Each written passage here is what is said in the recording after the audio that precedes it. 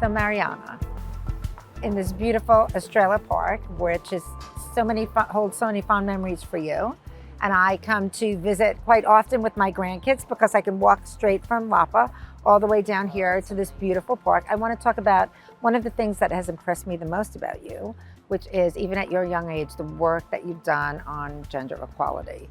You have been named a champion for gender equality by the United Nations, which is pretty impressive. You've written children's books. So talk to me about the work, what you've done, and why it was important to you.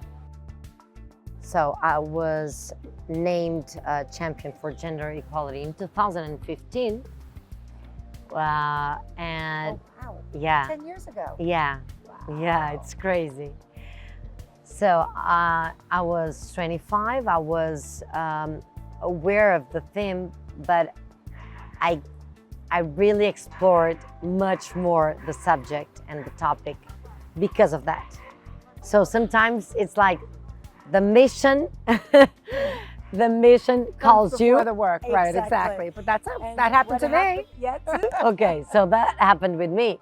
I can't lie. And when I was shows for that, I was like, okay, I have a voice, I have a platform, and I know that I want to use my visibility for those kind of subjects because I really want to have a positive impact if I have this possibility.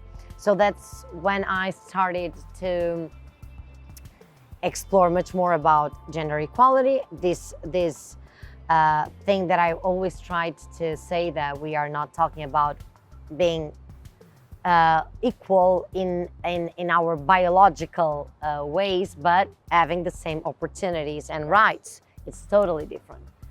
And I really believe that you deserve to have the same opportunities no matter which gender you are.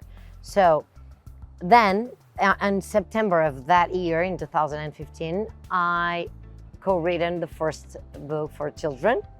And it's something that I'm very proud of because it's still on the road, that book. We are still going to schools with this book, and we present the book always with a play also. So it's a very beautiful project that I have with a company called Between. It's just a company dedicated to education. They have many different topics. This one is the one that I work with them, and so it's good to see that has a consistency, right? This work that I'm doing. It's not just okay. In 2015, I was named champion for gender equality. The end. No, this stayed with me, and also stayed with me the importance of giving visibility to important causes that I really believe in. Fantastic. So I also wrote a children's book, and mine is about, for my granddaughter, sustainability and healthy living and community. And I also have had the pleasure and the honor of taking it on the road and reading it to kids in Portuguese schools and in English, because the book was written in English. I would imagine yours is all in Portuguese. I think that kids at this young age, you know, they're like sponges. Totally. And when they see and hear, and you can talk to them about things in a way that resonates with them. Yeah, it's so beautiful because and they really can re-educate the adults in their houses. It's very, cheers to that, it's right? very beautiful to watch that. And I've been doing that work in schools, and I saw it. Well, that's fantastic. So it's you have a lot to be proud of at such a young age. And in the short term, what's next for you, Mariana? Wow. I think that one of the biggest achievements I want to is to create my own TV series. Oh, okay. Well,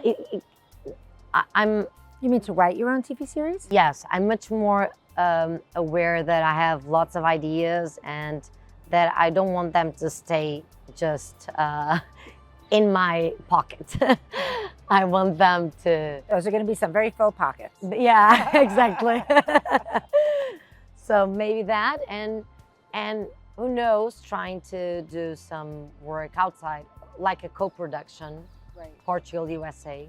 Oh, fantastic. Well, the Tribeca Film Festival and the visit has certainly, somebody saying agrees. that, yes. Somebody agrees. Two Scorpios and a couple of You're ducks, agreeing? right? Two Scorpios and a couple of ducks. But hopefully Tribeca Film Festival, and we talked about, creating these conversations and these cross-cultural connections. I mean, Portugal and America are the closest European part and North American partners through the Atlantic, and so it's so natural for us to be having these conversations. And I think that Tribeca, having come, having had amazing people like you participating, films, panels, discussions, will only and the commitment for Tribeca to come again will only help to enhance. But it's that. also very nice to have you as an ambassador, because really I was really amazed the way you receive people, and this idea of the tuk-tuks talks. The tuk-tuk talk. The tuk-tuk talks is something that it's not so common to see in a role like yours, and I'm really glad to be here, and I wanted to also say that out loud.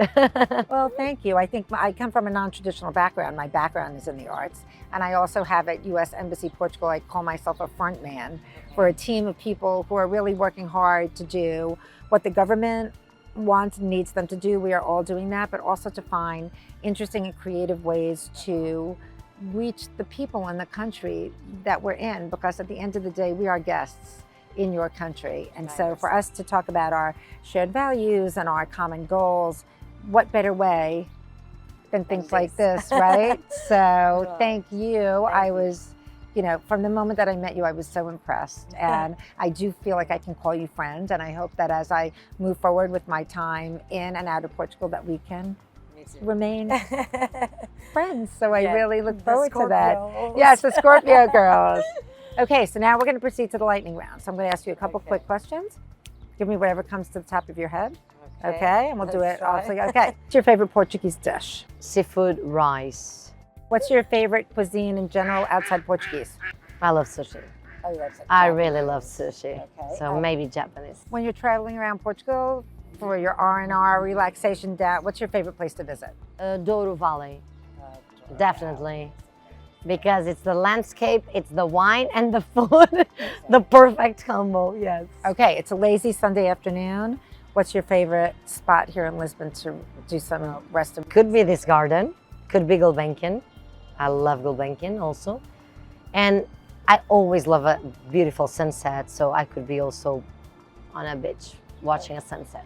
And anything you would like the Portuguese and American publics, because this is for the Portuguese public, but this is for the American public as well, to know about you? Well, that I'm passionate about storytelling, and that I will do my best to keep spreading a positive message through my platform, online and offline. That is fantastic, and you are already off to a great start. Thank you, Mariana. Enjoy the rest of this gorgeous day.